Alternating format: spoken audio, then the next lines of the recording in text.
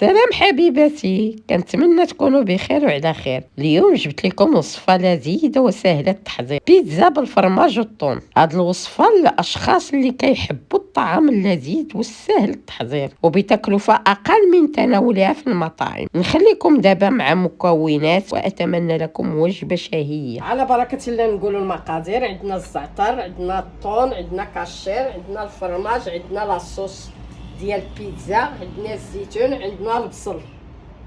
على بركة الله نديروا البصله بعد ما شحرناها.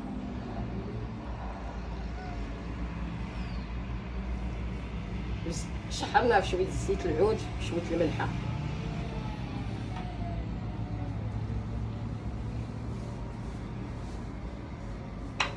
نديروا الطون،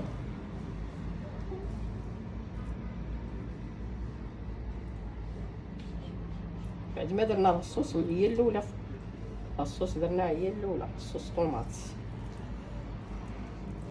من بعد نقول لكم كيفاش تصايبوا عجين ديال البيتزا.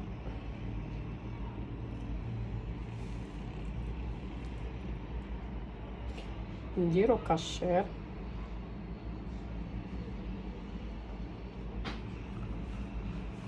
نديرو كاشير،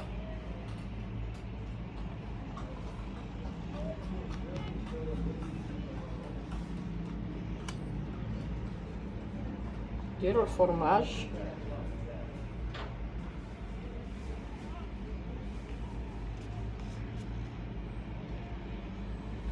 على حساب الفرماج نتوما اللي بغيتو.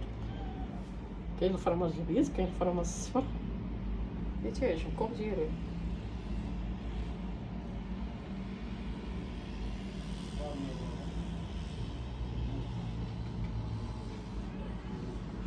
ديري زيتونه نزينو بها،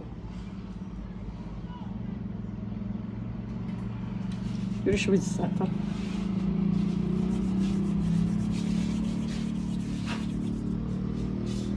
ديري شويه الزعتر.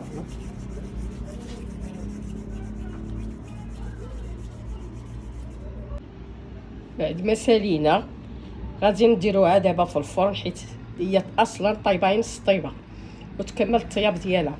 بعد ما وجدت البيتزا ديالنا هانتوما كما تتشوفوا تتشهي. على فكرة الا بغيتوا كيفية تحضير عجينة البيتزا قولوها لي في التعليق باش نقاد لكم الفيديو عليها.